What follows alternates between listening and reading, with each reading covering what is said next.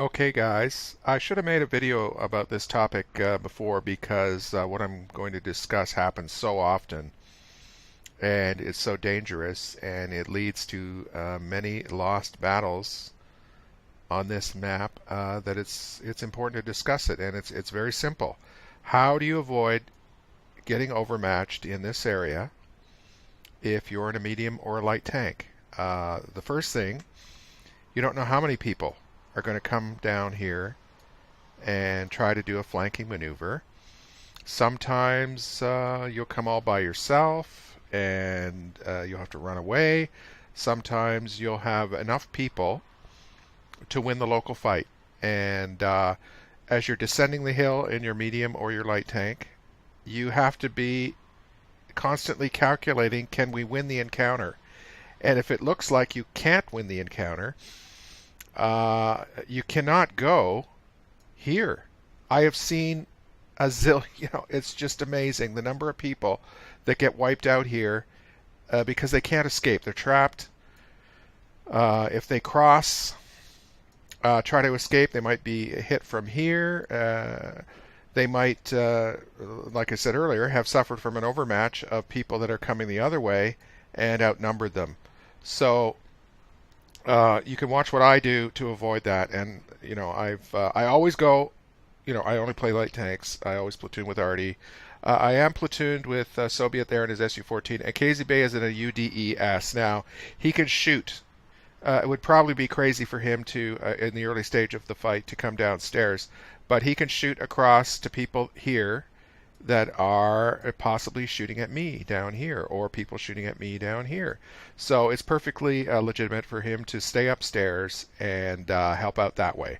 So I'm going to hit the space bar, and I'll just speed up the action here.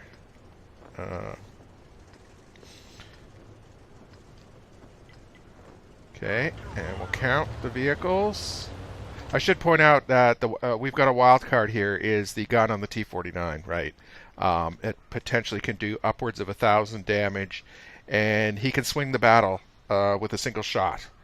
And I've never played one of those tanks, but I'm sure it's fun to ruin somebody's battle with that howitzer. Okay, so let's watch this again. I'll slow it down to regular speed. So I'm coming downstairs. Let's count the vehicles. T-44, STA-1, T-49, and me. So we've got 4 vehicles. We've got 2 mediums and 2 light tanks. So I always go here to light up there and then come down and make a decision. Do I make an effort to take out the GF or not? So let's count. There's only, as far as we can tell, the Bulldog remained upstairs. The T-54 lightweight is downstairs. We've got 4v2. We've got KZ Bay covering, so he potentially can hit the STG and the ISU.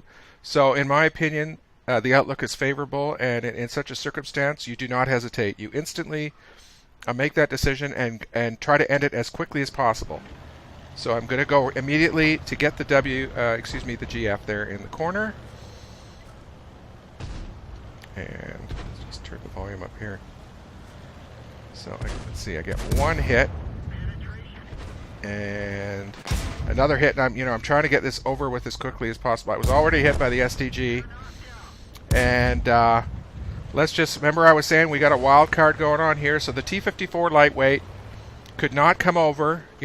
For him to come over and help to try to save the GF, probably unwise. So let's watch this. T-49 is getting him lined up. Like I said, wild card, and we've got it. So you can see the shells are driving off the SDRV and the STG, and okay, there's the hit. So the T-49 is going to bite the bullet here and try to get him. So let's watch that.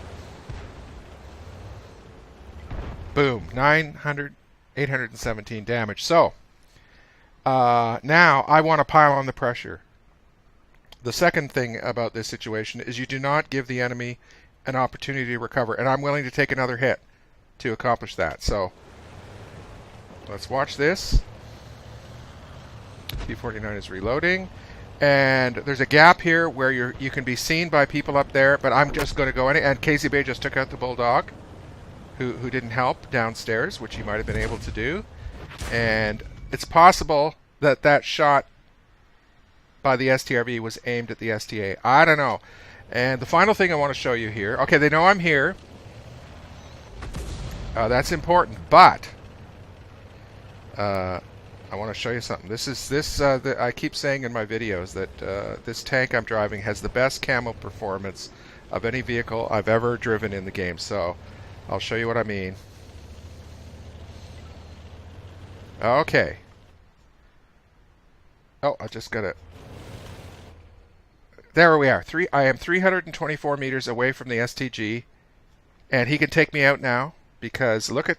I mean, power. You want to talk about power creep? You know, medium tanks, tier 8 mediums doing 370 damage. That's more than my T-54 used to do.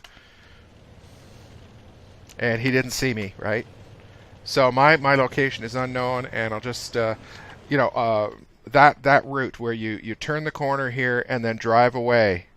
In this tank, you can do it undetected. The only thing that would get me is if a TD was sitting there with his binoculars working. But on the other hand, Casey Bay is still available to harass people and make them cautious about appearing around the corner. So tactically, this is a perfect battle. And when you're, you know, I use the expression in my videos, rolling the dice. This game was lost in the first 2 minutes.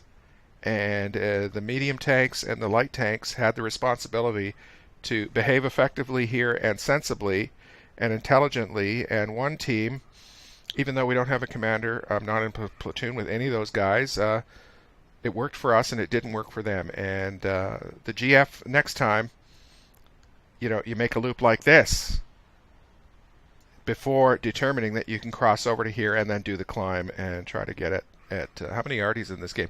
Yeah, another reason for not doing this is there's only one arty.